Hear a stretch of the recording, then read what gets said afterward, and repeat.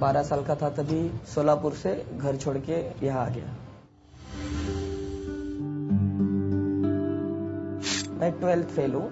अंग्रेजी नहीं आने की वजह से बिजनेस नहीं हुआ, ऐसे नहीं हुआ। ना घर था, ना जमीन थी, ना और कुछ प्रॉपर्टी थी जिसके ऊपर वो कोलेटरल सिक्योरिटी दे के उसके ऊपर बैंक लोन दे दे। वी कैन, हम ये कर सकते हैं। We need opportunity. मुझे मिलिंद कामले ही बनना है, मुझे किसी का कॉपी नहीं करना है। बहुत पुअर थे। I used to go to the school by walking of almost 10 kilometres. माँ मुझे पकड़ के लेके जाती थी 10 किलोमीटर, क्योंकि हमारे बस के लिए भी पैसे नहीं थे। धीरू भाई अंबानी, टाटा, हम भी उस हिसाब से ही बने। बिजनेस में जब हम लोग आए तो हमने घर में पूछ के नहीं किया, बिकॉज घर में पूछेंगे तो नॉर्मली वो तो माइंड सेट रहता है लोगों की, अच्छी नौकरी करना चाहिए, अच्छा ऑफिसर बनना चाहिए, सुबह 8 बजे ऑफिस में जाए, शाम को 5 बजे घर पे आ जाए।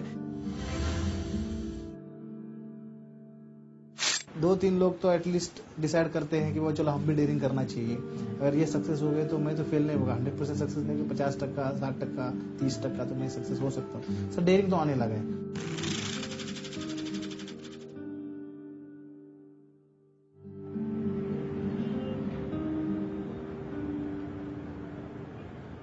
नमस्कार, मैं रवीश कुमार। अंग्रेजी का एक शब्द है अराइव्ड, जिसका आजकल एक जुमले की तरह इस्तेमाल होता है, यानी कि जिस मंजिल पर आप पहुंचे उसकी ऊंचाई से दुनिया बहुत दूर दूर तक नजर आए। हम यही देखने के लिए पुणे आए हैं कि 1990 के उदारीकरण के बाद जो दलित हैं उन्होंने इन आर्थिक मौकों का किस तरह से फायदा उठाया है। रिजर्वेशन यानी सरकारी नौकरियों के अलावा ये इत्तेफाक है कि हमारी कहानी की शुरुआत इस होटल के कमरे से शुरू हो रही है, क्योंकि पता चला कि इस होटल को बनाने का काम जिस ठेकेदार को दिया गया वो एक दलित है, और उस ठेकेदार ने, कॉन्ट्रैक्टर ने इसी शहर के एक 5 स्टार होटल को भी बनाया है। और यह भी एक इत्तेफाक है कि इस होटल के ठीक नीचे अंबेडकर की एक प्रतिमा लगी हुई है और उसी के सामने अंबेडकर के नाम से एक रिक्शा स्टैंड भी है। बात उनकी करूंगा जिन्होंने इन महापुरुषों की बदौलत आत्मविश्वास हासिल किया और पुणे की इन चमकदार होर्डिंगों पर अपना नाम दर्ज कराने के लिए बेताब है। मेरा होर्डिंग है बहुत सारा। फिक्की, सीआईआई, एसोचैम का नाम तो सब जानते हैं। 1927 में ही बन गई थी फिक्की, उद्योगपतियों का मंच, आजादी के आंदोलन में अपनी दखल बनाने और ब्रिटिश राज से रियायतें लेने के लिए। जैसे फिक्की है, जैसे इसके 83 साल बाद 2010 में पुणे में दलित उद्योगपतियों ने एक संगठन बनाया है, डिक्की। तो मुझे ऐसे लगा कि भी अपना भी कोई चेंबर होना चाहिए। Dalit Indian chambers of commerce and industry, FICCI नहीं, डिक्की, ताकि जिस तरह वित्त मंत्री बजट पेश करने से पहले और बाद में उद्योगपतियों से मिलते हैं, इन दलित नव उद्योगपतियों से भी मिलें, उनकी बातें सुने। अगर आप जीडीपी, ये 8, 10, 9% का जीडीपी का बात आज चल रहा है, तो हम जानते हैं ना ग्राउंड रियलिटी क्या है। हमको भी जोड़ ले तो हम भी कुछ कंट्रीब्यूट उसमें कर सकते हैं। 150 मेंबर्स, इनका कुल टर्नओवर अगर जोड़ा जाए तो कम से कम वो 1000 करोड़ के आसपास आता है। इतनी गर्मी में इस लाल टाई को बांधने का कोई मतलब नहीं है, लेकिन ये डिक्की के ड्रेस कोड का हिस्सा है, रेड टाई। 4 से 6 जून के बीच में पूना इंजीनियरिंग कॉलेज के इस मैदान में लगभग 1 लाख स्क्वायर फुट जगह पर 200 स्टॉल लगेंगे, जहां दलित उद्यमी अपने उत्पादों का प्रदर्शन करेंगे। और इसकी प्रेरणा मिली है ओबामा के उस फेमस लाइन से, यस वी कैन। सुना आपने, यस वी कैन। तो दलित भी बताना चाहते हैं कि वो भी ये कर सकते हैं। एक और खास बात है, ओबामा और अंबेडकर दोनों एक ही यूनिवर्सिटी के प्रोडक्ट हैं, कोलंबिया यूनिवर्सिटी। आपको शक है तो इस ब्रोशर को देख लीजिए, अंग्रेजी में है। मकसद दलित समाज को बिजनेस में आने के लिए प्रेरित करना और दुनिया को बताना कि देश की अर्थव्यवस्था को हम ही चला रहे हैं और हम चला सकते हैं। इरादा 2015 में दिल्ली के प्रगति मैदान में दलित एक्सपो करने का भी है। 1000 दलित उद्यमी जो है देश के अलग अलग हिस्सों में काम कर रहे हैं, तो उनके सभी गुड्स का, उनके सभी प्रोडक्ट्स का एग्जीबिशन दिल्ली में प्रगति मैदान में 2015 में करने का एक इरादा है। डिक्की के सदस्यों की लाजवाब कहानियां हैं। सारी कहानियां 1990 के आर्थिक उदारीकरण के बाद की हैं और किसी ने सरकारी मदद नहीं ली है। रिजर्वेशन से मिलने वाली नौकरी के रास्ते को छोड़ मुश्किल चुनौतियों का सामना करने की कहानी है इनकी।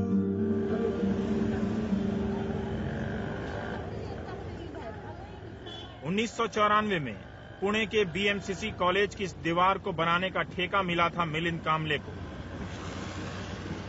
ब्राह्मण दोस्त ने 24,000 कर्ज दिए और आगे का सफर खुद तय करते हुए मिलिंद यहां ले आते हैं, जहां उनकी इंजीनियरिंग कंसल्टेंट कंपनी ये इमारत बनवा रही है। मिलिंद गर्व से बताते हैं कि 1200 फ्लैट बना चुके हैं। कितने स्क्वायर फुट का फ्लैट है? ये है 1100 स्क्वायर फुट।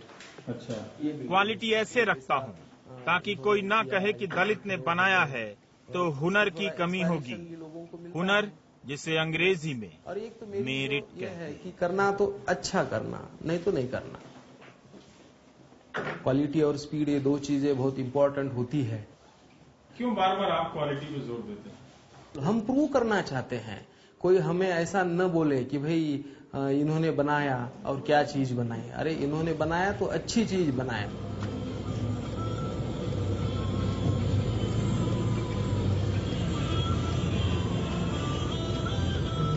अब हम जिस फैक्ट्री में प्रवेश कर रहे हैं वो महाराष्ट्र की एक बड़ी पाइप कंपनी है। एक दलित की बनाई 18 करोड़ टर्नओवर की कंपनी एवरेस्ट पाइप। 250 लोग काम करते हैं, सभी जाति और इलाके के लोग।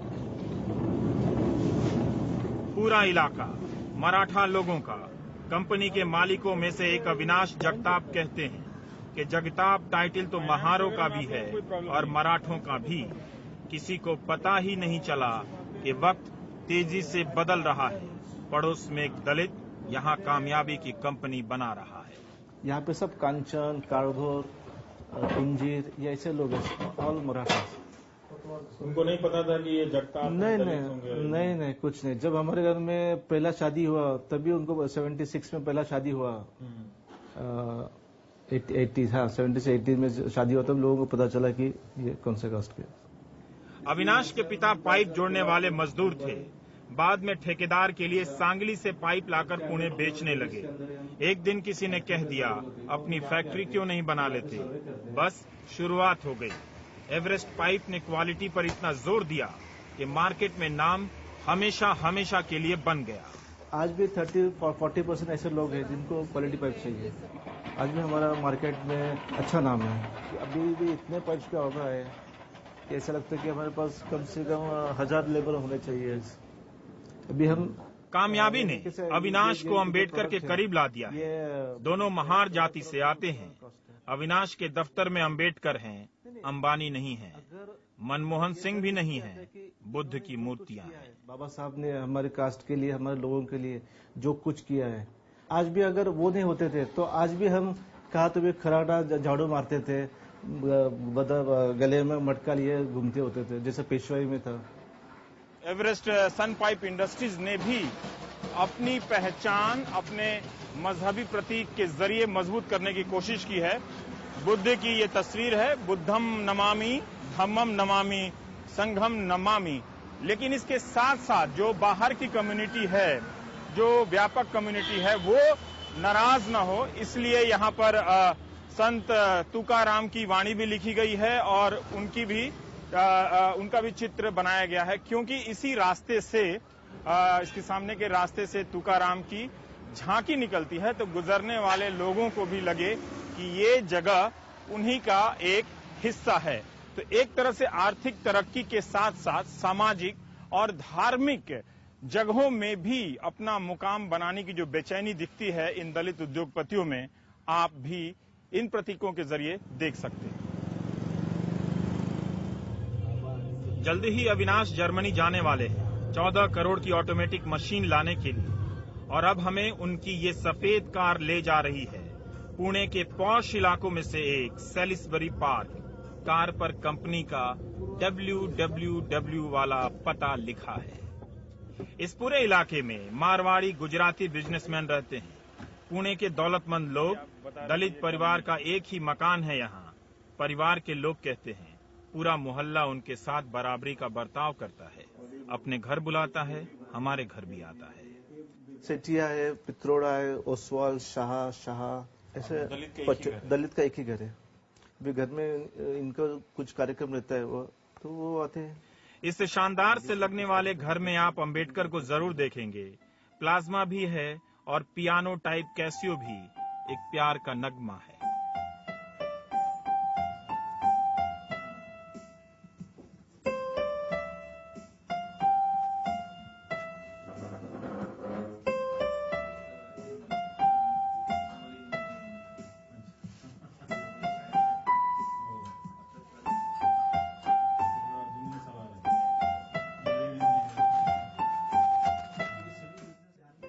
नामदेव कृष्ण जी जगताप आप ही हैं जो मजदूर से मालिक बने। पेपर बेचते थे, बुक्स बेचे। इतना हौसला कैसे आया कि एक बिजनेस कर हो गया है?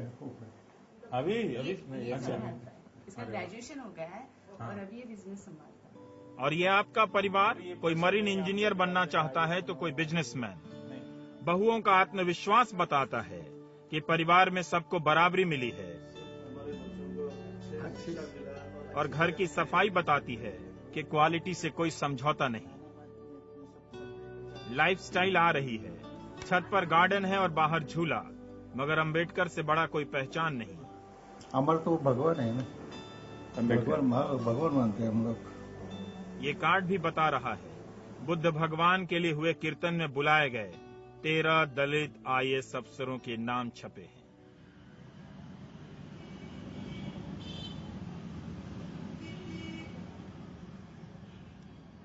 Electrical, mechanical and automobile. NG खराट की कंपनी है सिग्नेट इंजीनियर्स। ये वो सामान है जो आसमान से गिरने वाली बिजली से इलेक्ट्रॉनिक उपकरणों को जलने से बचाते हैं। जर्मन कंपनी की डीलरशिप लेकर खराट बिजनेस कर रहे हैं। Equipment quantity. कभी बॉम्बे की टेक्सटाइल मिल में मजदूरी करने वाले पिता के लड़के हैं। Father was working as a worker in textile in Mumbai.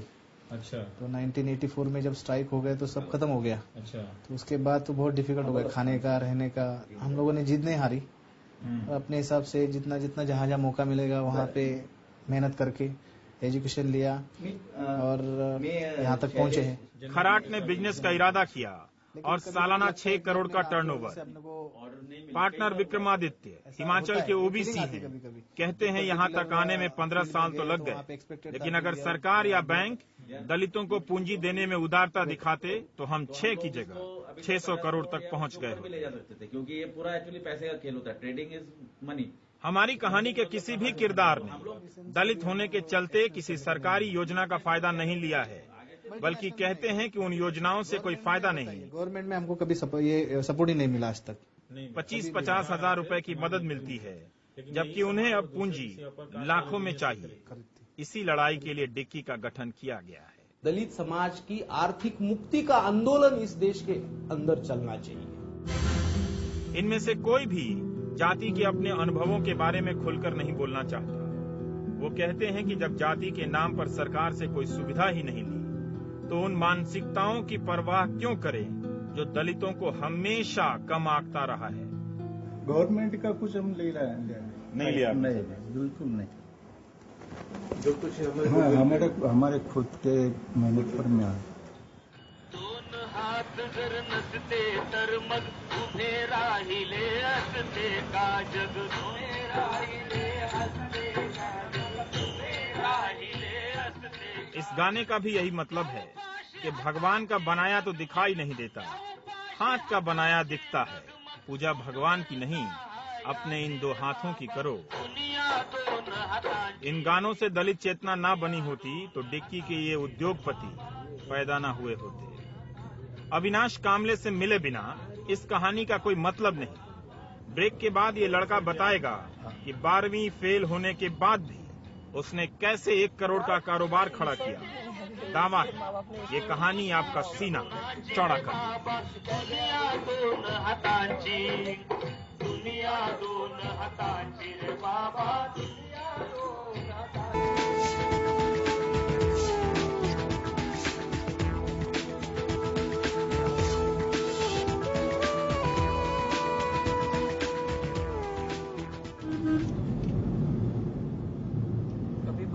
जब आया मैं अविनाश कामले उम्र 34 साल अपनी कार में उन रास्तों पर ले चलते जहां कभी वे गजरे और गुब्बारे बेचा करते थे। अच्छा पैसा मिलता था, गजरे बेचे, कैरी बैग बेची, गुब्बारे बेचे, चौराहे पे गजरा बेचे। हाँ।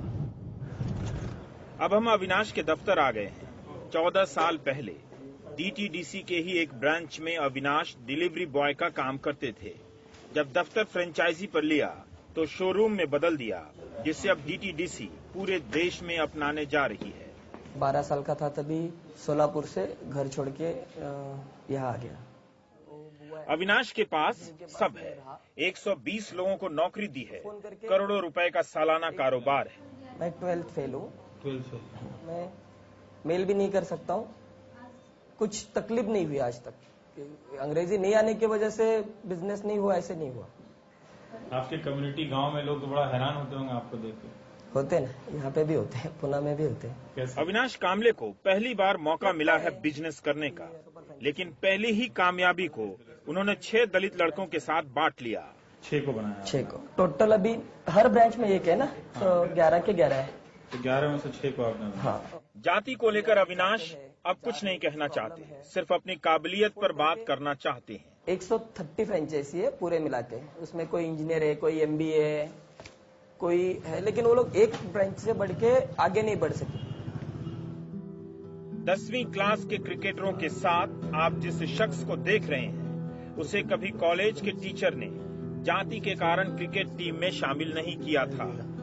और क्रिकेट खेलता था। क्रिकेट के समय कुछ स्पोर्ट्स टीचर्स है, उन्होंने स्ट्रेट आउट बोल दिया था कि उसी की वजह से उस समय दिमाग में आ गया कि लिहाजा मुकुंद कमलाकर ने अपनी जाति का नाम ही बदल लिया। वो कामले से कमलाकर हो गए। इसी के लिए I have hide my surname. जाति के अंधेरे का शिकार हुए कमलाकर सौर ऊर्जा से रोशनी फैला रहे हैं। पारंपरिक बिजनेस नहीं है, फिर भी करोड़ों के स्तर पर पहुंचा दिया है। जहीर खान ग्राहक हैं और पुणे के 4000 लोगों की छतों पर सौर ऊर्जा से चलने वाले हीटरों को लगाया है। अंबानी की तस्वीर बताती है इनका इरादा क्या है। इन सब बातों का ध्यान रखते हैं कि टाई ठीक से लगाए, सूट ठीक से पहने, बोलते समय ढंग से बोलें।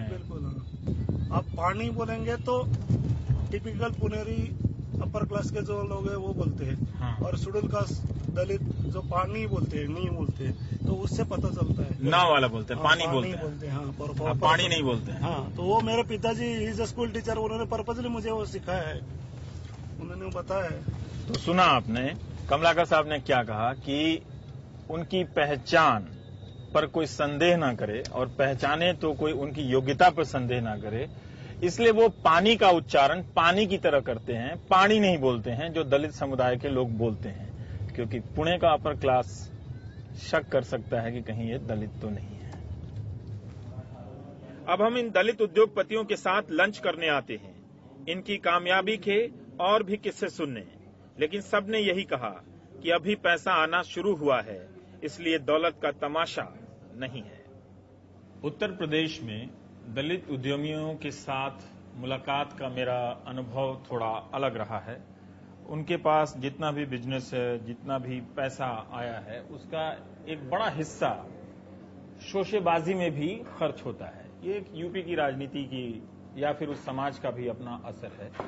लेकिन यहाँ पुणे में जो लोग हमारे साथ हैं, जो नव उद्यमी हैं, जो आगे चलकर बड़े उद्योगपति बन सकते हैं, इनके भीतर पैसा खर्च करने को लेकर बहुत ज्यादा शोशेबाजी वाली टेंडेंसी नहीं है। लेकिन सवाल मन में अधूरा ही रहा, इन सब ने जातिगत भेदभाव का नाम क्यों नहीं लिया? सबने यही कहा कि अब क्या फायदा, बेवजह विवाद बढ़ेगा। हम विवाद नहीं, बिजनेस चाहते हैं। उसके ऊपर ज्यादा नहीं ध्यान दें कि हम कितना हमने कम है, जो कर रहे हैं उसको काम करते हैं। और हाँ, आपको यह तस्वीर भी तो दिखानी है। इनमें से कई एनडीटीवी इंडिया के दर्शक हैं, इसलिए हमारे साथ ये क्लिक। और यहाँ तो हमें गुलदस्ता भी मिला। बुलाते रहिएगा, हम आते रहेंगे।